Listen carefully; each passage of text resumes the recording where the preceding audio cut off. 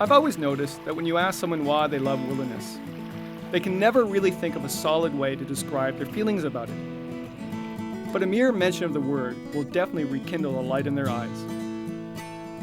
The spark is created by all the wonderful times spent traveling in wild places, as well as brief moments of misadventure that happen along the way.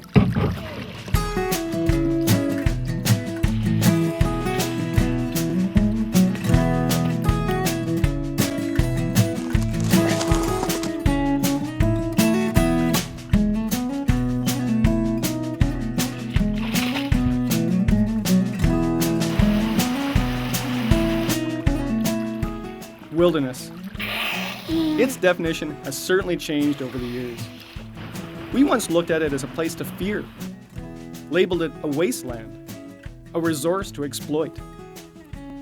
The more we lost wilderness, though, the more we defined it as a connection to us. It became desirable. What was once thought to be the devil's front door is now compared to the Garden of Eden. It's such a great contrast to come to a place where you can just breathe the air and drink the water and there's no noise. This is where we come from. Didn't have that before. Did not have that. That is new.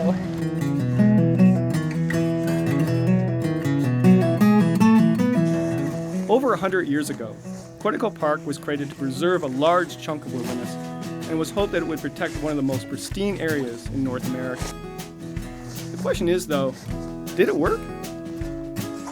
And what I'm gonna do is paddle here to find out.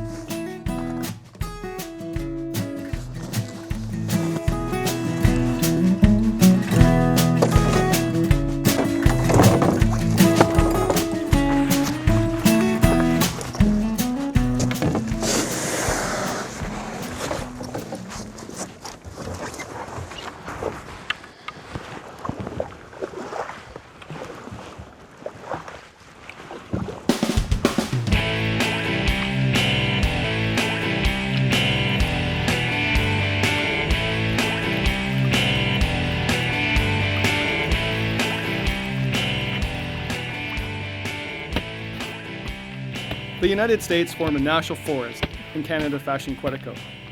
Together, they're called Quetico Superior Country, protecting over 2 million acres of lakes, rivers, and forests along the Ontario-Minnesota border.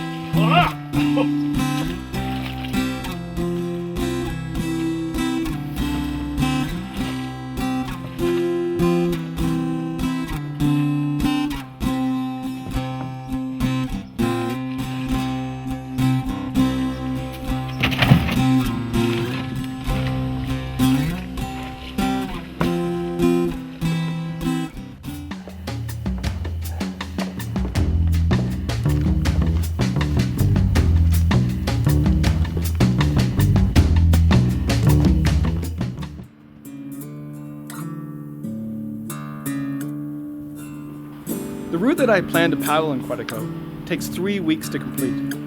It's made up of a figure-8 loop and covers a good portion of the park, connecting some of the prime lakes like Sturgeon, Jessie, Cuba, Argo, Sarah, and Knippy, and rivers like the Malign and Basswood.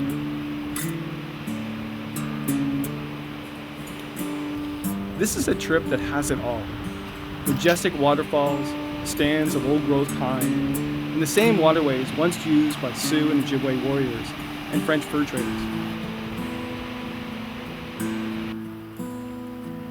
It's also a great place to spot wildlife, or at least a sign that they exist here.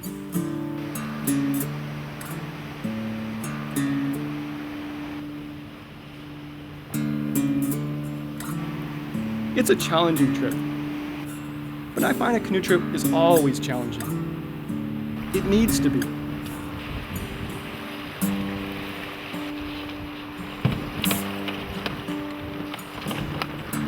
It's that kind of trip during which you finally begin to understand why wilderness is so important to the human soul.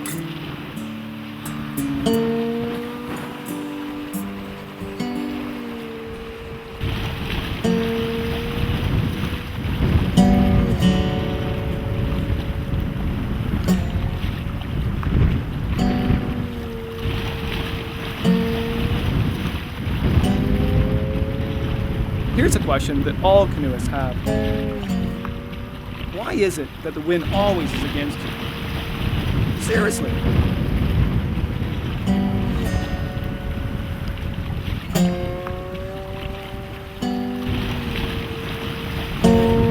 Well, I found myself windbound on Sturgeon Lake today. It's a little frustrating because I'm way behind schedule. Thank goodness in Quetico you can camp wherever you want, because I couldn't go any further, so I just made a bush camp. I got my tent set up back in the bush there, the only level spot possible, and just cooking myself some dinner.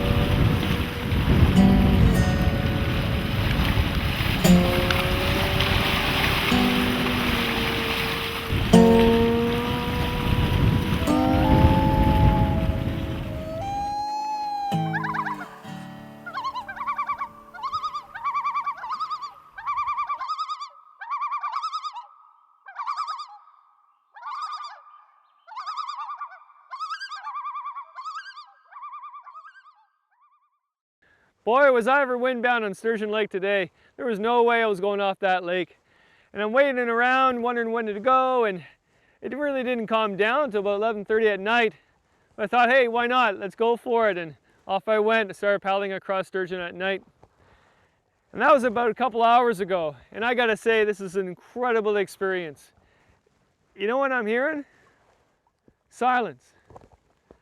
That is a wonderful thing. The best way to go across Sturgeon is at night. It's weird not having anyone around except for yourself, like being able to scream and no one will hear you.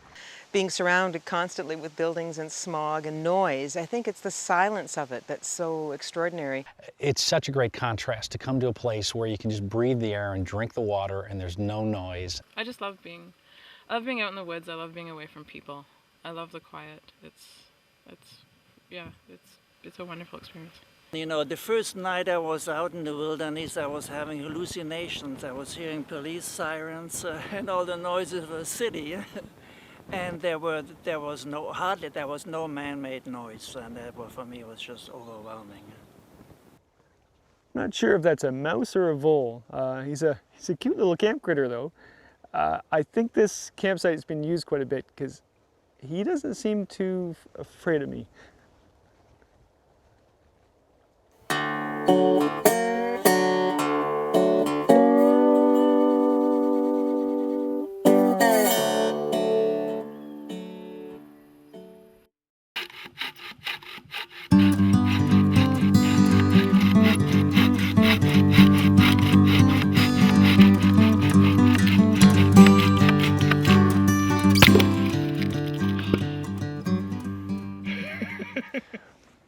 My favorite moment in Quetico was not the first time I was in Quetico. Everybody says, oh, it was my first time I fell in love with Quetico.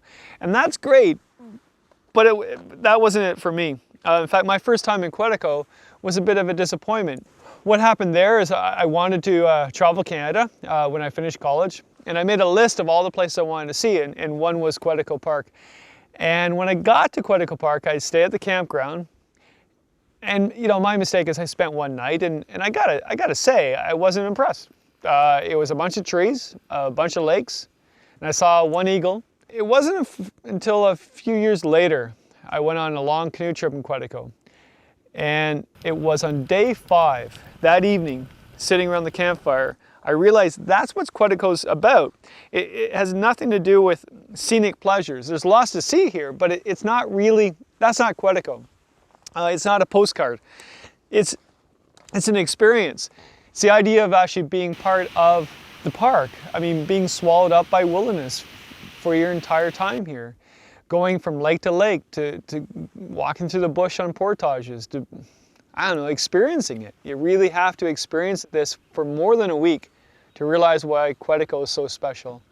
So if you really want to know what Quetico's about, don't come here thinking you're going to take a snapshot image of it and then move on, because you'll never get it. You have to actually be here for a number of days and let it swallow you up. And you'll never look back. I try to explain it, but nobody will understand like exactly how I feel about Quetico and being here and canoeing and portaging. Without experiencing it yourself, you really can't get the flavor, the true flavor and the beauty and wonder of Quetico without being here yourself. This place is so unique in the whole world. I can get tears in my eyes when I hear other people talk about Quetico and say, come to Quetico, because I love it. You know, when I first came here, we lived down in Illinois where there isn't anything like this at all, and coming here was just magical. There was nothing like it that I've ever seen. And since then I've grown up and been to all the different continents and everything like that, but it's still a beautiful, unique place that's really been unspoiled, and there's not a lot of other places you can say are virtually unchanged. This is so beautiful that when you get home, like, it smells bad and you're like, oh, I just want to go back to Quetico because it's nice there. So yeah, I'm excited to see how that is, like the difference before and after.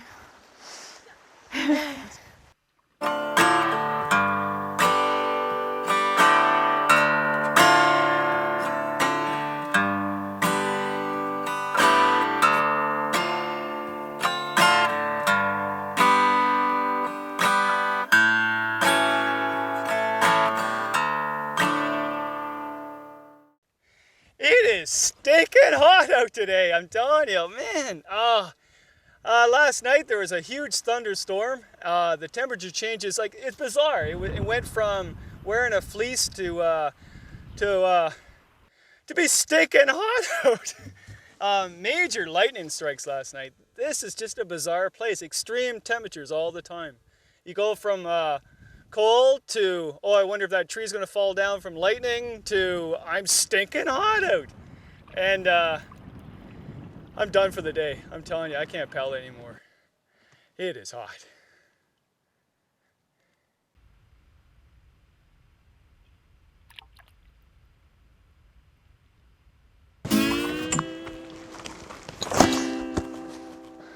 You gotta be kidding. I love a canoe trip. There's other ways to get around out here. You can kayak, you can hike, but I prefer the canoe. And Quetico is made for the canoeist. In fact, lots of famous environmentalists have gained inspiration for protecting wilderness by paddling around Quetico. Ernest Oberholzer, a well-known conservationist who helped form the park, celebrated the protection of Quetico by going on a canoe trip here. He later claimed that the trip was the most powerful experience of his life. Otto Leopold also paddled here in 1924, and when it was over, he wanted to save wilderness more than ever before. Sigurd Olsen and Eric Norris, both well-known conservationists throughout the 1950s, canoed here together and later fought for the expansion of the Quetico Superior Country. And legendary canoeist and filmmaker Bill Mason even got his start here. Mason was the guy in the red canoe in Chris Chapman's 1956 film Quetico. Shortly after the trip, Mason made the decision to leave his job as a commercial artist to become a filmmaker, and later, for a generation, was the iconic figure of wilderness travel. All of these people found their inspiration here. Quetico was the true wilderness they hoped it to be. To them, it became a symbol of what we all cherish out here: wilderness freedom.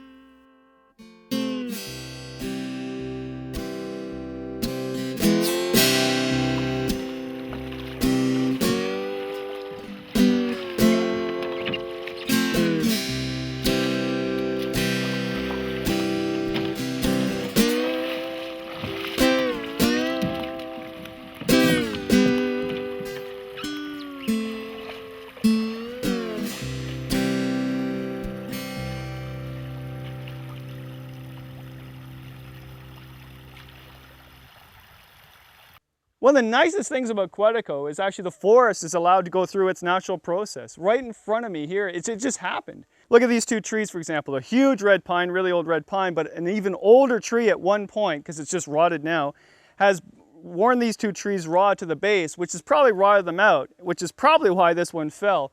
But it fell, toppled a whole bunch of small white pine, and this red pine twisted. And look at this. This is the power of nature to do that. It's unbelievable. And then it basically opened up this whole area, and you can actually see the growth coming out, the new growth coming out because of the open area.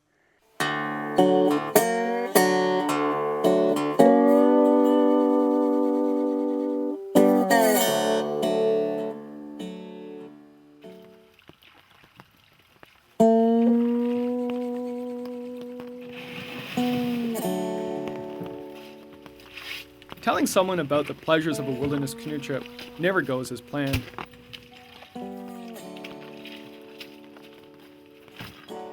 Instead of listing all the great things like a beautiful sunset, tranquil scenery, or perfect weather, you list all the challenges met along the way. I'm one of the worst for this. I'll have a memorable moment like a loon swimming close to my canoe, but that's never the first story I tell when I get home. It's usually about a bear encounter or the displeasures of paddling in the rain. It's human nature, I think, or just proof that our lives back home are a tad boring. Problem is, if the person you're telling the stories to has never been on a wilderness canoe trip before, it's maybe not the best way to convince them to give it a try. Well, there's two things I've got to know about my character out here through all the years of paddling. One isn't good. I have a phobia of storms, and I've built that over the years, and I've been in some nasty storms out here. I've tried to like them, I just don't like them. But the other character that I have and I've built out here is I really enjoy making myself comfortable. And the idea of actually going through a storm, getting to camp and getting a fire going, a tarp going, and a little bit of rum in your tea, and weathering the storm, it just makes me feel good.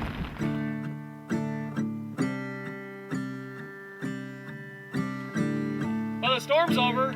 I think it's about time I dry my pants.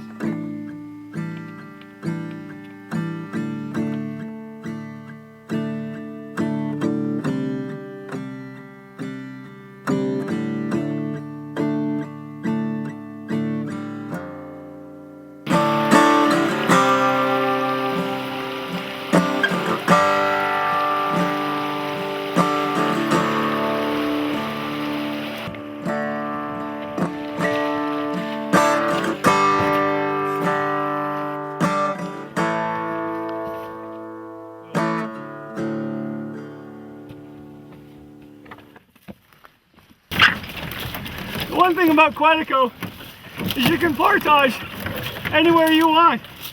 Anywhere. Somewhere. No clue where I am. I had this idea going into this little lake and making my own trail, which is a Quetico thing. But where the lake is. This is crazy. There was a couple portages that were pretty brutal. Probably, I think it was actually the first portage we did where a ranger ended up over her knees stuck in mud and I had to dig her out up to my elbows in the mud. That was pretty bad. And we had another portage that was sort of almost vertical with giant boulders most of the way up. So that was pretty brutal. But even that, I mean, after you finish a portage like that, it's just the feeling and the sense of accomplishment that you have after that. It's pretty awesome. So at the end of it, when you finally get there, you'll find what you're looking for, and that is wilderness. The good things in life don't come easy. We modified our route on the first day and ended up paddling upstream in early June on the narrow streams, because there's the big river bend and then a bunch of small forks that had rapids that weren't marked on our map. So we had some surprise portages that day. So yeah, the bushwalking portages was pretty exciting, but at the end of the day, we're pretty excited when we did it and felt really macho and tough, especially when we met some people going downstream. We were like, we're tough. It was great. And you know the neat thing about it is, if you find that little bit of wilderness, that little tiny lake you find by walking through the bush, and you actually end up meeting someone, you don't have to worry about it, because I guarantee that person is going to be just like you. My first 600 portage, I was carrying a canoe and I didn't know that it was going to be that long. I was like wheezing on the way up and I had the canoe on my shoulders and the shoulder pads weren't right, so they were kind of offset and I was like, ah! And going up hills with boulders and stuff. We finally made it and it was so nice, but I just stuck my face in the lake after that. Nobody likes to portage. It hurts. It really does. But there is a good thing about it. One really good thing about it, and that is that it's the only thing I think that's left to keep wilderness wild. Because the place you're going to, if it's tough to get to, you can pretty much guarantee there's going to be wilderness when you get there. You put a road in, you put any easy way to get there, and you can kiss that piece of wilderness goodbye. There's a wall there that you have to portage down, and when I first saw it, it was like, oh my God, how am I ever going to do this with a canoe? And then you attempt it and succeed at it, and it's just this great feeling when you've tried something you don't think is possible and then find it is. Hey, oh, I see blue. I see blue. It's a lake. Oh, okay. What was it?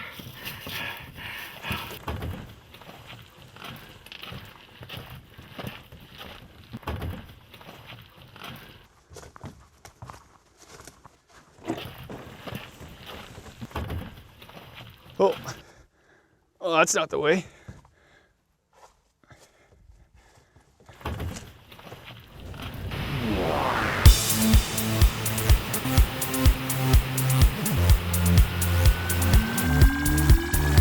A sheltered level 10 site with a view.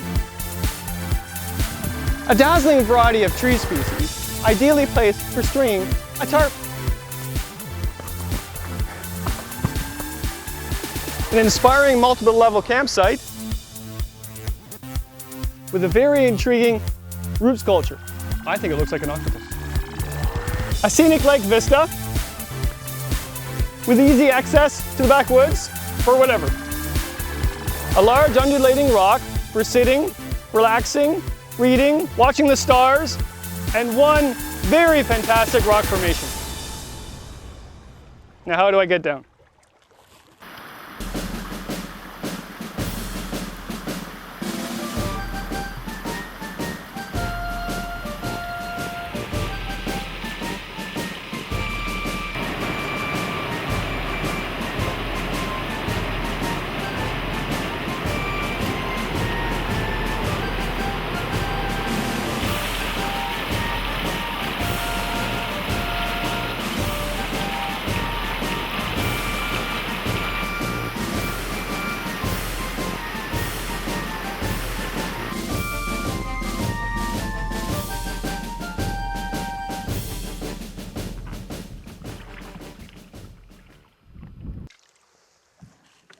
And this is a beautiful morning. This is boy, this is good for the soul, I tell you.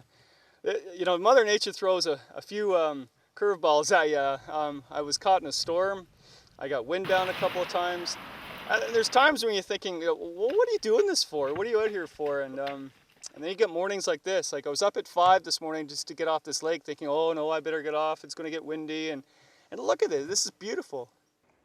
It's the challenge. Always it's the challenge that you can do it. My arms ached so much the first night after we'd paddled 4 hours. I've never had that feeling from working out in a gym. It's so convenient at home, and up here you have to create your own environment somehow. If you're cold, you make a shelter. You know, if you're hot, you find shade. It forces you to think outside the box a little. Didn't have that before. Did not have that. That is new. I have bigger ones, but I won't bring them out because it'll scare people. People that are selfish, people that don't enjoy nature, they don't come up here. They couldn't last. They wouldn't get that far from their TV. They'd go, oh my God, there's dirt. You mean there's bugs? Forget it. You know, those kind of people are all left behind. It definitely takes a while to adjust, and then you can live in the moment and celebrate it. By the time you're done meeting that challenge, you're going to be proud of yourself, and you're going to not only be proud of yourself, but say to yourself, this kind of land has to be saved. This is why I'm out here. It's so simple out here. I know it sounds crazy, but simplicity is what I do this for. I get all my belongings in this canoe. I go from A to B every day. And does it really matter where you go? I mean, before you go out on a trip, you always plan, I got to go this lake and this lake and this lake. And then all of a sudden you get windbound. You're like, oh no, well, my route's all gone. Oh no, what am I going to do? Well, and then you realize after a few days, it doesn't matter where you go. I mean, everywhere you go out here is beautiful. And I just love it. I love how simple it is.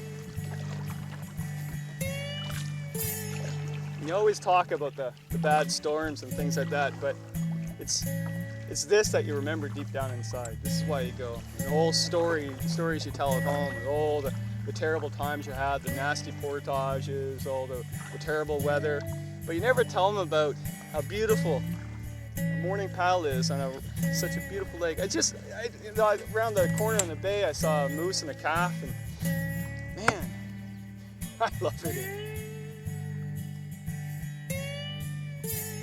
Just do, really, really do.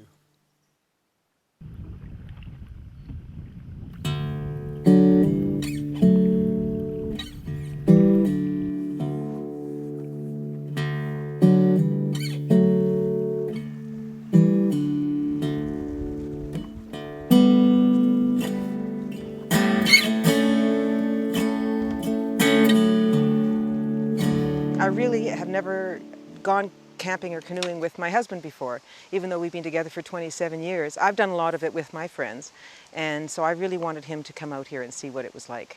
It was tough. It was tough. It was raining.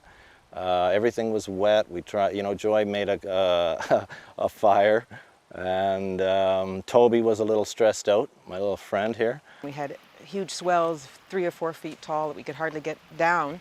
And you get very discouraged and you think you just want to go home. He's a city dog. We're sort of city people. And then you get a beautiful day like today where it's sunny and beautiful and quiet. We finally made camp, and it was tough. I mean, we weren't at a campsite. We just found the best place to bring in the boat. I find it very meditative to be paddling along and not thinking about anything at all. We're just paddling. Joy and I are just enjoying each other so much. We said, it's rare that we spend 24 hours together. It just connects you to time immemorial, and you're looking at things, rocks that have been here for billions of years, and it gives you a sense of your place in the larger scheme of things. I've been thinking about my life a lot in the last couple of years, and both Joy and I have been, just sort of evaluating our lives, and I just find being in the wilderness, it's like a clean page. I guess for me, having been a survivor of breast cancer and just coming through a recent scare, there's something about that, just feeling that this earth is just going to keep on going, and I've had a wonderful life, and my place in it is temporary. It's passing through. There's a constant, which is myself and my wife and even Toby. It also just makes me feel really alive to be out here. It's very wonderful to be alive and to be here with my husband. So, before you get there, you won't know how good it's going to be. So just go and give up the rest of it, and that's been the way it is.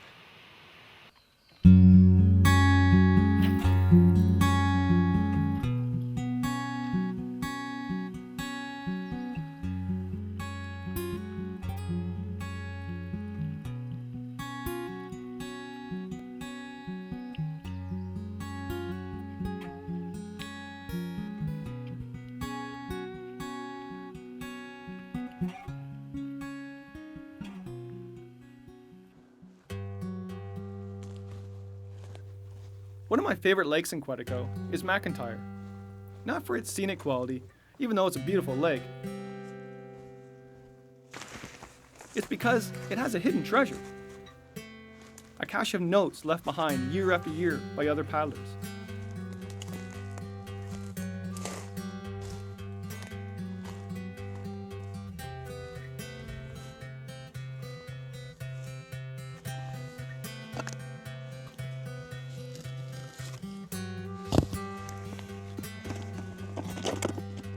It's like a pilgrimage to me to return to this lake and read some of the letters and become inspired by what others have said about this wonderful place. Quetico is a remarkably beautiful place. God surely knew what he was doing when he created this place for you, me, and our children. The beauty and tranquility of this place must be preserved for the future generations. Caught 2 lake trout. Yum, they were delicious. We heard wolves northwest of the camp in the afternoon and again at 7 p.m. We noticed that the wolves have a call that doesn't echo. As they say in the North Woods, good luck, eh?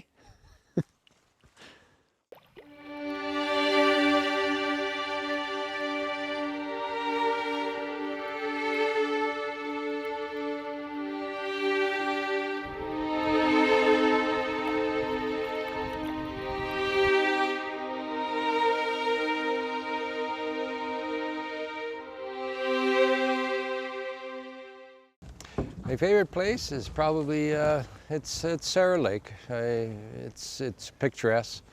It's a big lake, but it's got a mystique to it. I think it was on Knippy. There was an island, and we set up our tent on like a rock face, cliff face, right on the bottom, and the breeze was coming straight through, so there was no bugs, and it was nice and it was beautiful. It just moss on the rocks, so I just took a nap, and it was good. It's the best nap I've ever had, actually. There was a really neat place. I went through a marsh on one of our routes to a portage, and it was just really cool because I'd never experienced that before. My favorite spot, Jessie. I like Jessie Lake. I like the more intimate settings with the islands in contrast to the water and the sky. I love Cassiopeia. I think Cassiopeia is the most beautiful lake. But the neat thing about it is each and every lake has something special. I like this lake, McIntyre, because nobody comes here. I went to Beaver House, and it was a really beautiful area. Like, the lake is huge, and not a lot of people camp on it. And in a way, that's good, because you can tell. Like, you don't see a lot of people, so it's like you're alone on this big, huge lake, and it's really nice and quiet, and you can see bald eagles and stuff. It's really, really beautiful on Beaver House. I recommend it. I don't know if I found it yet. You know, we've been coming here so long, there are some lakes that I haven't seen for 10, 12, 20 years, like Conmay Lake, which has a special boyhood memory to me. I remember going there with a bunch of friends when I was very young and paddling the circumference of the lake just because we were bored, and seeing this enormous northern that seemed as long as the canoe that was near the sun, and it was the largest fish I'd ever seen, and it made us afraid to go swimming later in the day. And I'm not sure if that was the greatest lake, but that memory is so great. I want to make it back to that lake one of these days and see if it's still like that.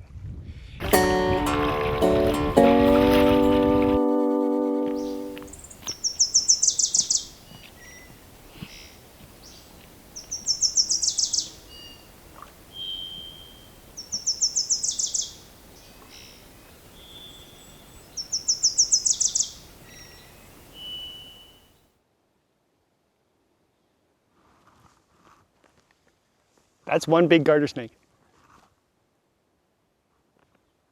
And he was under my tent. I think him and I slept together last night without knowing.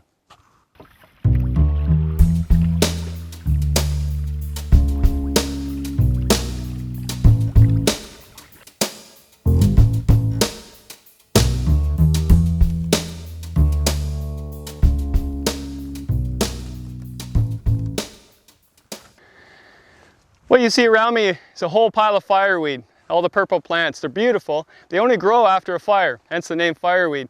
And what they do is they enhance the nutrients of the soil and start the whole forest again to rejuvenate itself. This is Shanwalt's Lake. It was named that in 1991, the same year that he died.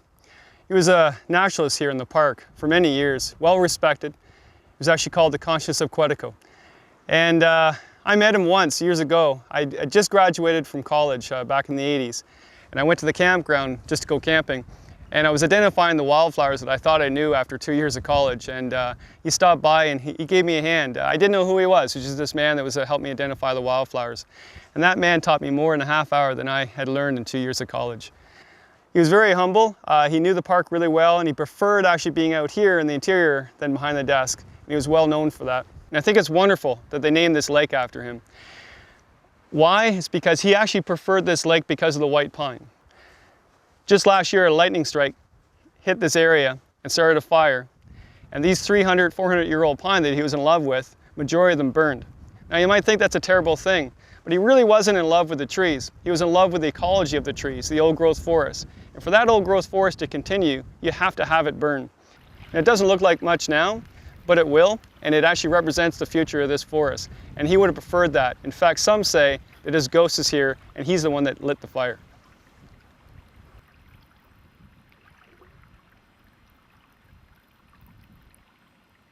Well, it's true, there are ticks in Quetico. They don't carry Lyme disease, that's a good thing. And the other thing is that they're not really doing anything nasty to you, they're just taking some blood from you. Mosquitoes and blackflies, they hurt when they bite.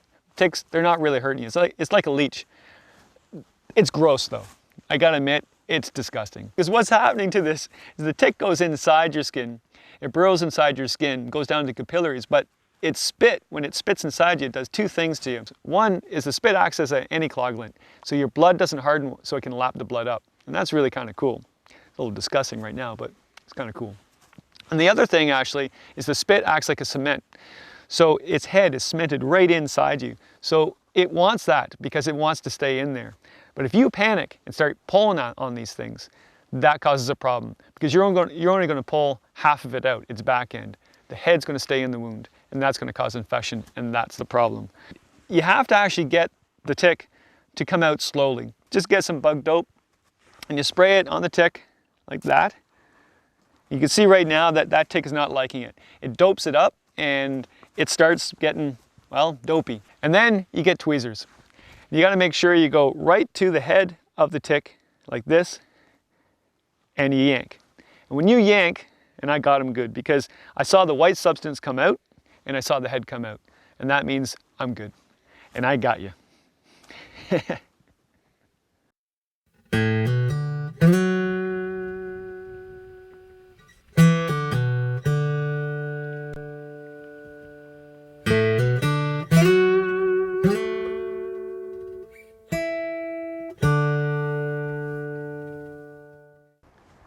Here I am on Basswood Lake, and I'm paddling the border. It's really kind of cool. We've got the United States to the left, Canada to the right. I'm going right down the middle. It's a really neat feeling.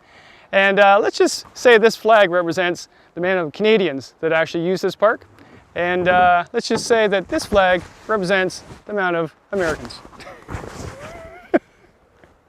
It's really cool to paddle between two major parks, Quetico and Boundary Waters. One of the largest wilderness areas in all of the world, actually, and I'm going right down the center.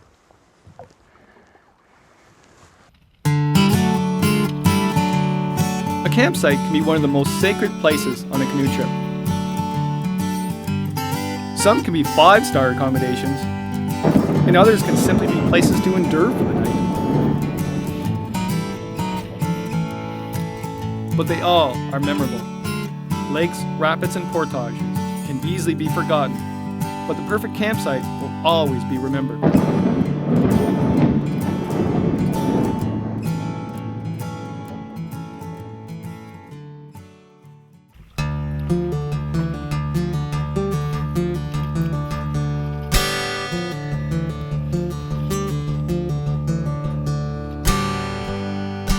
When you're on a camping trip, like the food that you're bringing, you're like, right? But when you have it and you've like worked all day and you're so hungry, you're just like, food, right?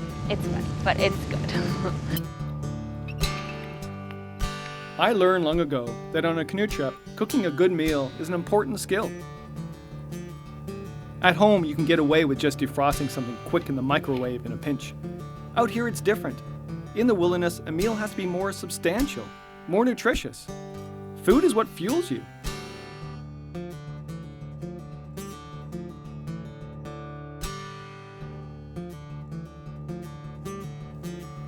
But it's more than that.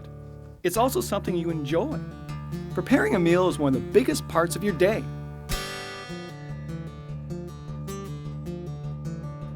And for reasons I can't explain, food always tastes better on a trip than at home, no matter how bad you cook it.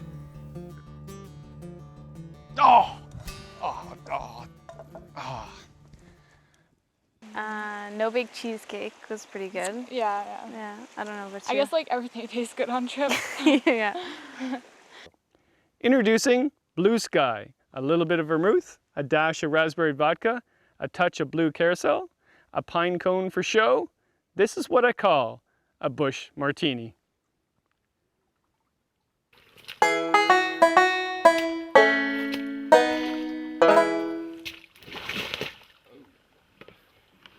Hi fellas. Hey. Nice portage, eh? Hey.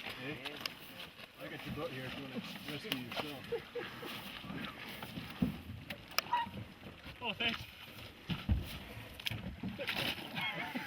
I think it's pretty neat to get out into the wilderness and do this sort of thing. The kids are enjoying it. I think they're into the spirit of it. We see more and more people up north, more development. And preserving a place like this really allows us all to have that experience, that contact with nature that it's slipping away from us in modern day society. These kids could be at home playing Nintendo or doing whatever, and they all say, you know, after the trips, they say, you know what, that's what I wanted to be doing, and my friends, they're getting cheated by not having this. So Quetico, in the preservation of places like this, you know, we can enjoy them now. I hope my kids will be able to enjoy them as well, and it's of the utmost importance. You know, I tell these guys at the end of every year at camp, there's a quote I really love, and I think it sums up the importance of Quetico and these experiences. It's a Henry David Thoreau quote from Walden. I went to the woods because I wished to live deliberately, to front only the essential facts of life and see if I could not learn what it had to teach, and not, when I came to die, find that I had not lived.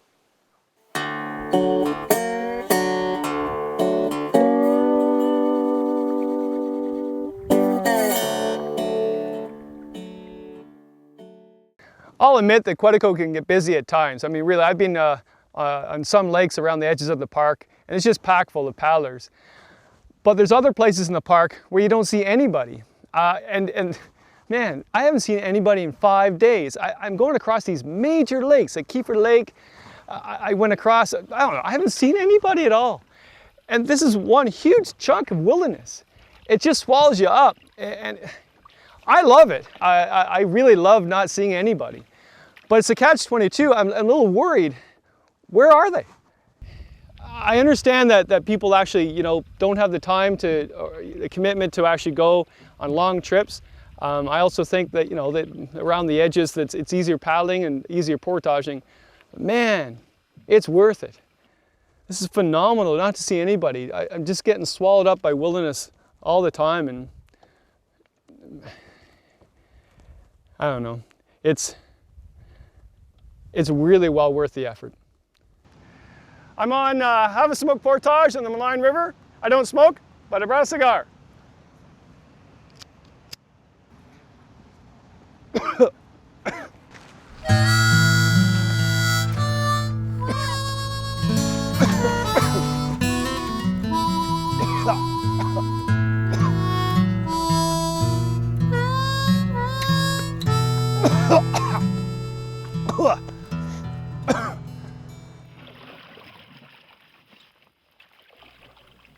Quetico was much busier 100 years ago than it is today. Throughout the park, you can catch glimpses of the past, like this old boiler from a sunken tugboat left behind in the 1870s. Native groups traveled these waterways for hundreds of years, well before European explorers like Alexander Mackenzie and David Thompson came here.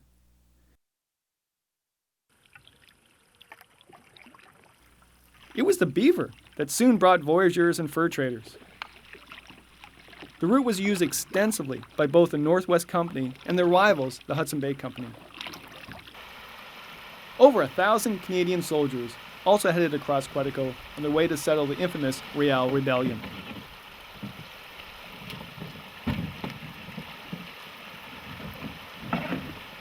This same route became the historic Dawson Trail, used by the first settlers of Western Canada. They brought everything with them, including hay for the horses, which happened to have clover mixed in with it. Oh look, clover! And to this day, the clover still remains growing along many of the portages.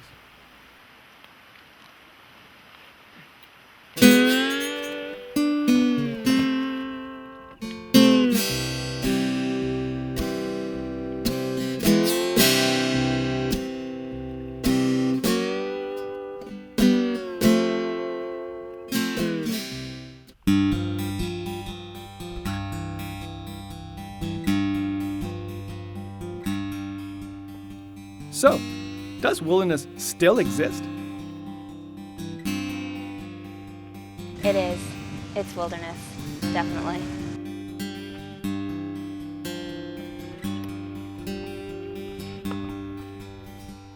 I don't know a part of Quetico that's not wilderness. Yeah.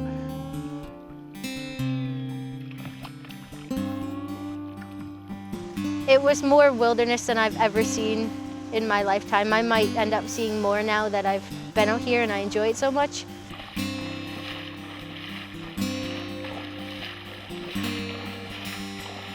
Everybody's got the different view of what a wilderness is. Quetico is classed as a wilderness park, and basically I feel it is. Yes, I think it does.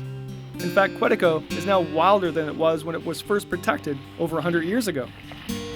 Of course, it's no surprise, though, that wild places like Quetico are becoming rarer, and that true wilderness experiences are harder to come by. But this trip actually gave me hope that we still have some left.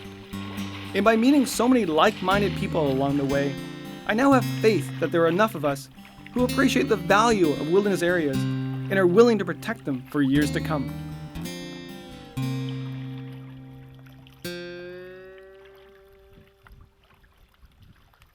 This gray jay that's sitting right up here, and the two of them that are flying around right behind you, they know it's wilderness. They know that they feel comfortable here, and we feel comfortable here because it is the way the world was. It's still wilderness that no one's tamed, and you feel like you're the first one there. We just feel free, we just feel more at one with ourselves and with nature if we have, in this kind of environment. This is where we come from. Wilderness, like, to the extreme.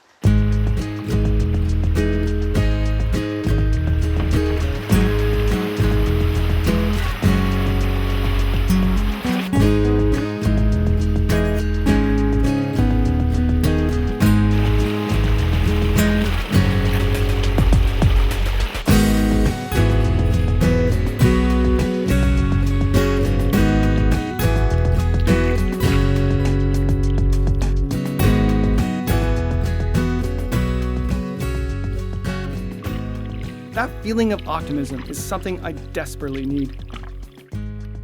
We all desperately need. A good news story for once. Do yourself a favor. Take a canoe trip in a wild place, like Quetico.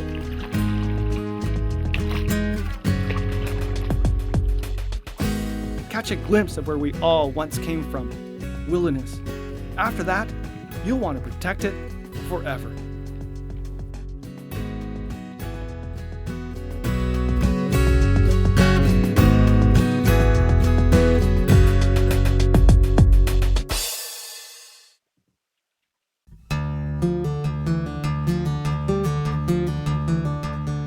And remember, what happens on the film shoot stays on the film shoot.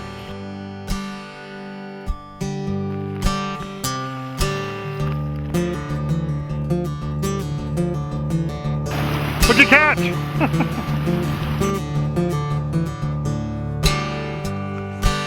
Ow, ow, ow. This one's gonna be cornflakes tomorrow. Cornflakes, that's a nice outfit. Yeah.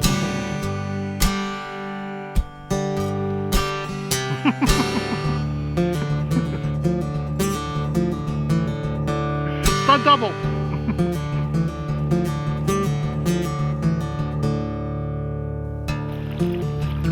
Too close.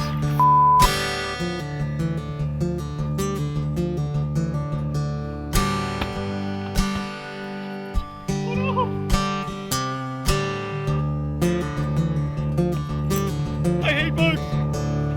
I hate bugs. And I paddle a little to the left, I like baseball. Paddle a little to the right, for some reason, I like hockey.